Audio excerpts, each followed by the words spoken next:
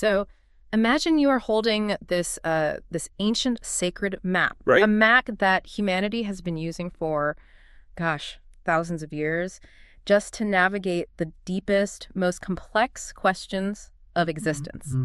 Now imagine someone tapping you on the shoulder and basically telling you that for all those millennia, we've actually been holding the map upside down. Yeah, totally upside down. And that single fundamental error in orientation, it isn't just, some historical footnote. No. It's actually the biological reason that you feel stressed or overwhelmed or just inexplicably lost while, say, sitting in bumper-to-bumper traffic on a random Tuesday. Exactly. So welcome to the deep dive. Today we are exploring this really fascinating audio transmission known as Hexagram 2.mp3. Yeah, it covers something called the second gene key. Right, the second gene key. And our mission today is to take this incredibly dense philosophical roadmap and, extract the actual mechanics of it for you.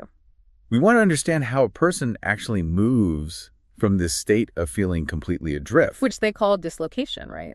Right. Dislocation. Moving from that through a process of orientation to ultimately arrive at this final destination of unity.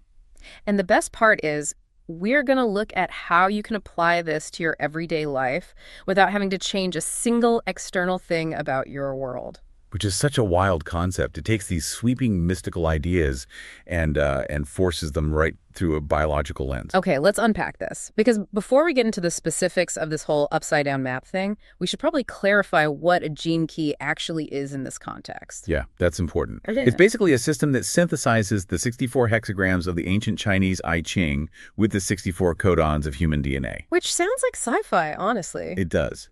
But the underlying argument here is that our DNA isn't just a blueprint for physical traits, like eye color or height. Right. It's a chemical code that interacts directly with our consciousness.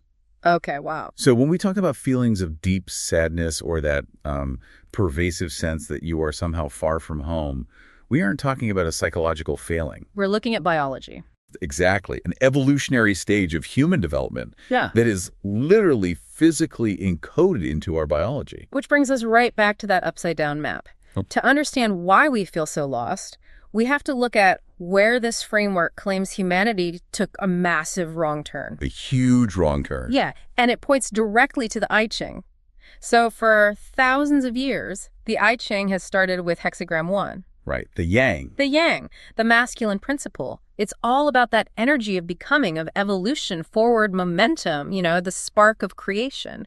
Mm-hmm. But the argument we are looking at today is that putting the yang first is basically the greatest lie ever told in human history. What's fascinating here is that this inversion changes everything about how we operate. How so? Well, if you look at the fundamental physics of the universe, all things emerge from the void, and they eventually return to the void. Okay. And that void is the feminine principle. It's the yin, the state of simply being, the receptive. And that's what the second gene key represents, right? Right. The ultimate yin. So logically, the argument goes the foundation of all reality should begin with hexagram 2, the feminine. But it didn't. No. Human consciousness became entirely captivated by the spark, by the doing, by the evolution. We put the masculine drive to conquer in the primary position. And we just, relegated the feminine state of being to second place? Exactly. We made it secondary. So we prioritized action over presence, which, on a macro level, I can see how that built modern civilization. We got stuff done. We certainly did. But I'm going to push back a little here. It's like starting to read a book on chapter 2. Sure, it's out of order, but does a simple numbering swap thousands of years ago really explain why all of humanity feels this hollow ache the source describes? I get that. But it does when you look at the psychological mechanics behind it. Okay, lay it on me. Think about what happens when you truly believe that becoming is the most important thing in the universe. You're always chasing something. Exactly. You are constantly operating under the assumption that the present moment simply isn't good enough. Wow. You start to perceive yourself as separate from your environment. You basically view life as a problem you have to solve or an adversary you have to conquer. And that's what the framework calls dislocation. Right. It isn't a geographical reality. You didn't actually move anywhere. It's an error in perception. A biological error. Yeah, you biologically perceive yourself as separate from the flow of life. You think you are in the driver's seat, totally isolated, carrying the weight of the whole world. Oh, man, that sounds exhausting. It is.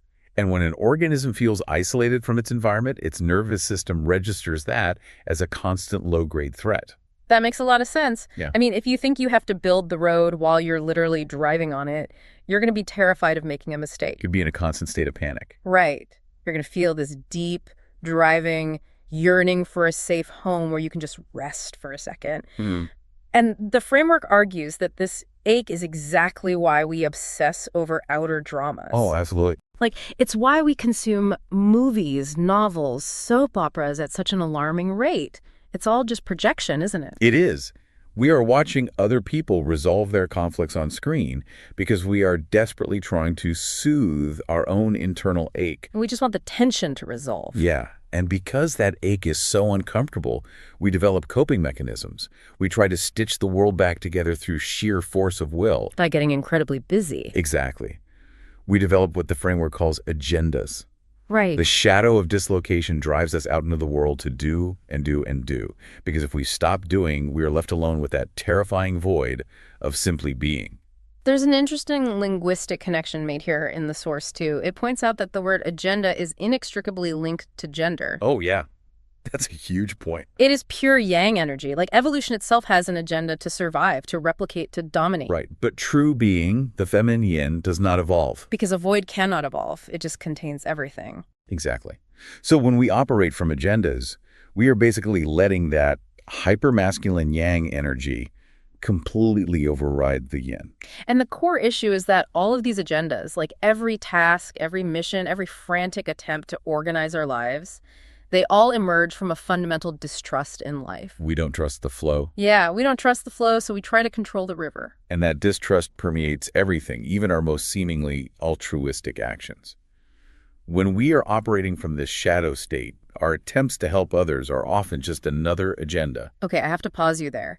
Here's where it gets really interesting, but also a bit abrasive, I think. I know where you're going with this. If someone is spending their weekend volunteering at a soup kitchen, or, they drop everything to help a friend going through a crisis, this framework implies they're acting out of a fundamental distrust in life just to soothe their own anxiety. Isn't that incredibly cynical? Like, if we drop our agendas, won't we just sit on the couch and do nothing? It's a very natural pushback. Really, it is. But it requires looking a layer deeper at the actual source of the action. Okay.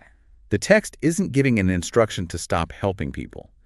It is a demand for radical honesty about why you are helping them. The motivation behind it. Exactly. There's a profound energetic difference between helping someone as a spontaneous response from a heart overflowing with unconditional presence versus helping someone because their suffering makes you uncomfortable. Oh, wow. So helping them just to fix your own internal panic? Right. It's a difference between saying, I am here with you in this pain versus I need to fix your pain so I can go back to feeling comfortable. Man, that hits hard. It does. The mind and the emotions always have an agenda. They want to manage the outcome. But the heart does not. Exactly. The phrase used to capture this in the text is, no agendas, just love. Which the source jokes you could build a whole religion around, right? Yeah, but luckily we won't do that today. But the point is, true help doesn't require an agenda. It requires total presence. Because when you approach someone with an agenda to fix them, you are subtly communicating that they are broken. Exactly that. And when you approach them with pure presence, you are communicating that they are whole, even in their suffering. That honestly reframes the entire concept of charity for me. But it also begs a massive question. What's that? If forcing the world into place through our agendas is a trap, and our attempts to fix things are just causing more anxiety, what is the alternative? Right. How do we actually navigate a very real, very demanding world without an agenda? Well, the framework says we move from the shadow of dislocation to the gift of orientation by studying the nature of water. Okay, the codon ring of water. Yes. In this genetic spiritual mapping system, the second gene key belongs to a specific chemical family in the body associated with the properties of water. And it draws heavily on the ancient Dao Ching, doesn't it? It does. It brings in that advice to be like water, to seek the lowest places that others reject, and to practice Wu Wei. Now, Wu Wei usually translates to the art of not doing, or like effortless action. Yes. And in this context, orientation doesn't mean finding a map and aggressively plotting a new course to your goals. So what does it mean? It means surrendering to absolutely all of your current feelings. With all of them, even the bad ones. Especially the bad ones. When you feel sad, angry, hopeless, or even completely blissed out, you don't fight it. You don't try to manage the emotion with an agenda. You just let it happen. You allow that feeling to soak into your physical body right down to the bone. You receive whatever the environment is giving you, and you trust it completely. It's like we're drowning because we're caught in a massive riptide in the ocean. Oh, that's a great analogy. Right. Our instinct is to thrash around and swim furiously against the current toward the shore. We exhaust ourselves with all these agendas trying to force our way back to safety. Exactly. But the source is telling us, and any lifeguard will tell you, that fighting a riptide is how you drown. The only way to survive, the only way to reorient yourself is to stop fighting. You have to go limp. Yeah. Go limp, let the water carry you out until the current naturally dissipates, and then you can easily swim parallel to the shore. You have to let life crush your resistance, and only then can you relax. And that relaxation isn't just a metaphor, is it? No, it's a tangible biological event.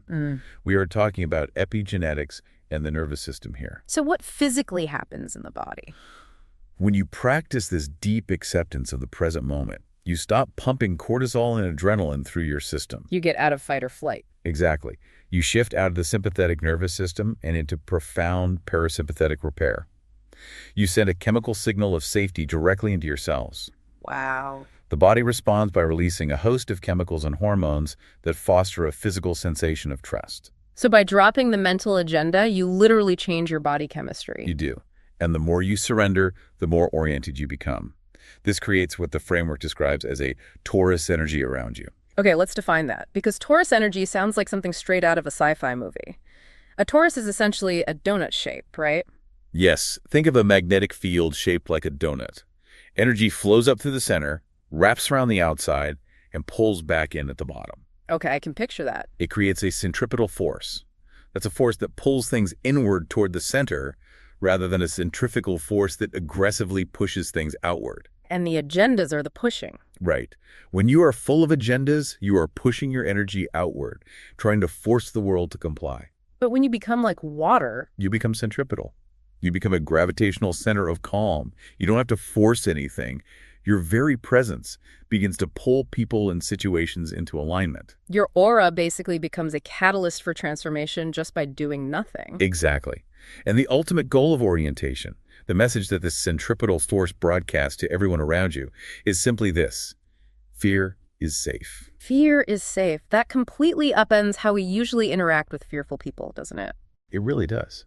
Normally, if someone is afraid, we try to talk them out of it. Yeah. We offer advice. Yeah, we try to fix it. But advice is cheap and ubiquitous. To truly orient someone else isn't to give them a 10-step plan. Right. It's to love them unconditionally while they are terrified. It's to be completely yourself with them, showing your own weaknesses and vulnerabilities, to just be with them. Because people don't fundamentally need our fixing. They need to be reminded of what it feels like to be in the presence of unconditioned love. Precisely. When you sit with someone in their deepest suffering and you don't have an agenda to cure them, they absorb your trust at a cellular level.